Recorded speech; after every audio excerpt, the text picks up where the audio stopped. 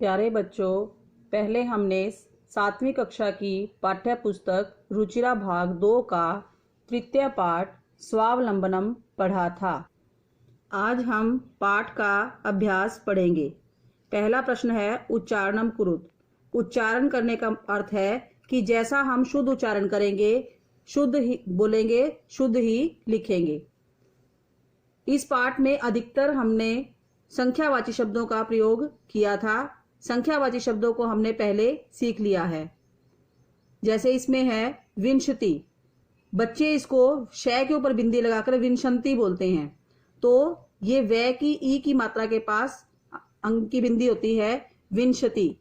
विंशति means 20, द्वाविंशति means 22, चतुर्विंशति 24, पंचविंशति ही 25, अष्टाविंशति 28, नवविंशति ही 29, त्रिंशत 30, द्वात्रिंशत 32, त्रयस्त्रिंशत 33, चतुस्त्रिंशत 34, अष्टात्रिंशत 38, नवत्रिंशत 39, चत्वारिंशत 40, द्विचत्वारिंशत 42, त्रयश्चत्वारिंशत 43, चतुश्चत्वारिंशत 44, सप्तचत्वारिंशत 47, पंचाशत।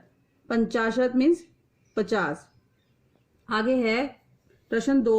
अधोलिखिता नाम प्रश्ना नाम उत्तराणी लिखत। नीचे लिखे हुए प्रश्नों के उत्तर लिखिए। पहला प्रश्न है कस्य भवने सर्वविधानि सुख साधनानि आसन। किसके भवन में सभी सुख साधन थे? किसके भवन में थे? किसके घर में थे? श्रीकंठ के भवन में। श्रीकंठ का घर सुख साधनों से युक्त था। श्रीकंठस्य भवने सर्वविधानि सुख साधनानि आसन। श्रीकंठ के भवन में सभी प्रकार के सुख साधन थे। कस्य गृहे कोऽपि भृत्य नास्ति। किसके घर में कोई भी नौकर नहीं था?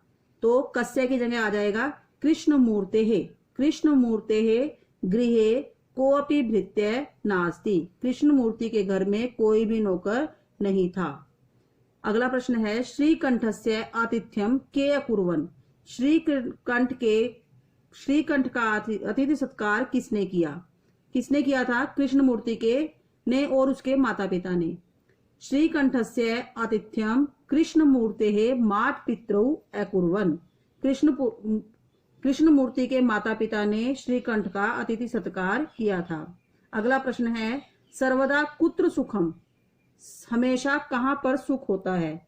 हमेशा स्वावलंबन में सुख होता है। सर्वदा स्वावलंबने सुखम। आगे है श्रीकंठ है कृष्ण मूर्ति है गृहम कदा अगच्छत। श्रीकंठ कृष्ण मूर्ति के घर कब गया? प्रातः 9 बजे गया था। तो श्रीकंठ है कृष्ण मूर्ति है गृहम प्रातः 9 अगच्छत। अंतिम प्रश्न है कृष्ण मूर्ते कति कर्मकराः सन्ति। यहाँ भी मिसप्रिंट हो रहा है, इसमें से ठीक कर लेंगे। कृष्ण मूर्ते कति कर्मकराः सन्ति। कृष्ण मूर्ति के कितने नौकर हैं? तो उसके 8 नौकर हैं। कृष्ण मूर्ते है अष्ट कर्मकराः सन्ति। अब हमने ये कति, कुत्र, कस्य इनके स्थान पर हमने इन उत्तर को रखकर बाकी हमारा प्रश्न में से ही जो दिया गया है यही उत्तर है। अगला प्रश्न है चित्राणि गणित्वा तद्यतः संख्यावाचक शब्दम लिखत। कि चित्र को गिनकर उनमें दिए गए संख्यावाचक शब्दों को लिखना है। अब ये हमें चित्र दिए हुए हैं, इनको हमने गिनना है और संख्यावाची शब्दों को लिखना है। इनको हम गिनेंगे तो ये 18 है, तो यहाँ पर लिखेंगे अष्टादश। आगे ये चित्र में हमें आम दिए हुए हैं, ये कितने हैं? इनको गिनकर लिखेंगे 1 विंशति ही 21 हैं ये। आगे है ये चक्र सा बनाया हुआ है, तो इनको गिनने पर हमें पता लगेगा ये 15 हैं, तो इसको लिखेंगे पंचदश। आगे ये मोमबत्तियां दी हुई है, इनको गिनेंगे तो ये हैं षट्त्रिंशत। आगे ये कैंची बनाई हुई है, इस चित्र को देखकर हम गिनेंगे तो ये हैं चतुर्विंशति। आगे इस चित्र में पत्ते दिए हुए हैं, इनको गिनने पर पता लगेगा। ये हैं 63, 33। अगला प्रश्न है मंजूषातः अंका नाम कृते पदानि चिनुत। यहाँ पर हमें गिनती दी हुई है एक बॉक्स में और यहाँ पर अंकों में लिखा हुआ है। इनके सामने हमने सही गणना को लिखना है। 28 को लिखते हैं अष्टाविंशतिः। 27 सप्तविंशतिः। 30 त्रिंशत्। 31 एकत्रिंशत्। 24 चतुर्विंशतिः। 40 चत्वारिंशत्। 50 पंचाशत्। 50 को हम इस प्रकार भी लिख सकते हैं और ऊपर बिंदी लगाकर भी लिख सकते हैं। अगला है 5वां प्रश्न, चित्रम दृष्ट्वा मंजूषातः पदानि च प्रयुज्य वाक्यानि रचयत। इस चित्र को देखकर और इस बॉक्स में से छांटकर हमने वाक्यों का निर्माण करना है। अभी चित्र में एक किसान हल चला रहा है और बॉक्स में हमें ये शब्द दिए हुए हैं। तो एषः कृषकः क्षेत्रम कर्षति।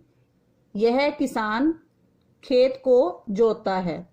दूसरा वाक्य है एतौ, ये दो जो किसान हैं कुदाल चला रहे हैं। एतौ कृषकौ खनन कार्यम कुरुतः। ये दोनों किसान खनन कार्य करते हैं। आगे बहुत सारे किसान धान को लगा रहे हैं। एते कृषकाः धान्यम रोपयन्ति। ये सभी किसान धान को लगा रहे हैं। अगला प्रश्न है अधोलिखितान समयवाचकान अंकान पदेषु लिखत। नीचे हमें समय दिया हुआ है और उसके सामने हमने समय को लिखना है। जैसे यहाँ पर 10:30 दिए हुए हैं तो 10:30 को लिखते हैं हम 10:30 और यहाँ पर बच्चों 12:30 लिखा हुआ है। इस द्वा को काट देंगे हम तो 10:30 समय होगा। आगे है 7 को हम सप्त बोलते हैं तो सप्तवादनम। 2:30 2 को द्वि और सार्ध को 30 को सार्ध बोलेंगे, सार्धद्विवादनम। आगे है 11 को संस्कृत में एकादश बोलते हैं, एकादश वादनम। आगे है 4:30 सार्ध चतुर्वादनम। 1:30 सार्ध एक वादनम। आगे है 5, पूरे 5 का समय दिया हुआ है तो पंचवादनम। 3:30 सार्ध त्रिवादनम। 9 बजे नववादनम।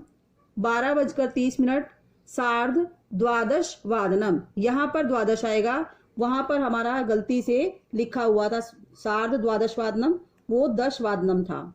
ये है सार्ध द्वादश वादनम। आगे है 8, पूरे 8 बजे हुए हैं तो अष्टवादनम। 7:30 सार्ध सप्तवादनम। आगे है मंजूषातः पदानि चित्वा रिक्त स्थानानि पूरयत, कि मंजूषा में से पदों को चुनकर खाली स्थान को भरना है। मंजूषा में हमें दिए हुए हैं षट्त्रिंशत्, एकत्रिंशत्, द्वौ, द्वादश और अष्टाविंशति। पहला खाली स्थान है खाली स्थान ऋतवः भवन्ति। ऋतु कितनी होती हैं? षड ऋतवः भवन्ति। ख भाग है मास कितने होते हैं? मासः खाली स्थान भवन्ति। मासः द्वादश भवन्ति। मास 12 होते हैं।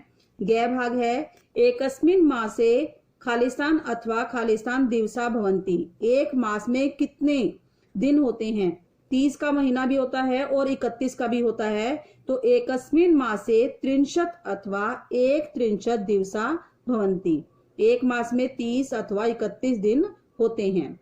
अगला खालिस्तान है फरवरी मासे सामान्यतः खालिस्तान दिनानि भवन्ति। फरवरी मास में सामान्यतः कितने दिन होते हैं? फरवरी मासे सामान्यतः अष्टाविंशतिः दिनानि भवन्ति। केवल लीप के वर्ष में 29 दिन होते हैं। बाकी सभी महीनों में, बाकी सभी साल में फरवरी मास में केवल 28 दिन होते हैं। अष्टाविंशति दिनानि भवन्ति। अंतिम खालिस्तान है मम शरीरे खालिस्तान हस्तौ स्तः। मेरे शरीर में कितने हाथ हैं? 2 हाथ होते हैं। मम शरीरे द्वौ हस्तौ है। आगे ध्यातव्य में, जैसे हमारे भारतीय वर्षानुसार मास जो हैं, मास और ऋतुएं की जो नाम दिए हुए हैं, भारतीय कैलेंडर के अनुसार हमारा जो वर्ष है, सत्र है, वो चैत्र मास से प्रारंभ होता है। अप्रैल मास से जब नवरात्रे शुरू होते हैं तो चैत्र से शुरू होता है। तो इसमें पहला मास होता है चैत्र है, वैशाख है, इसमें वसंत ऋतु होती है। फिर ज्येष्ठ है, आषाढ़ है, इसमें ग्रीष्म ऋतु होती है। अब ज्येष्ठ मास चल रहा है। फिर उसके बाद श्रावण है, भाद्रपद है, इसमें वर्षा ऋतु होती है। फिर आश्विन है और कार्तिक मास, इसमें शरद ऋतु होती है। और फिर माघ शीर्ष है, जिसको माघ मास, माघ भी बोलते हैं, माघ। और पोष है, इसमें हेमंत ऋतु होती है। अंतिम माघ है और फाल्गुन है, इसमें शिशिर ऋतु होती है। उसके बाद फिर से चैत्र मास से नया वर्ष प्रारंभ हो जाता है। तो हमें अपने इन मासों के नाम भी याद होने चाहिए। अच्छा बच्चों, अब आपका पाठ 3 स्वावलंबनम अभ्यास सहित पूरा हो गया है। पाठ को अच्छी तरह समझने के लिए पाठ के शब्दार्थ, अनुवाद और अभ्यास को लिखकर याद करें।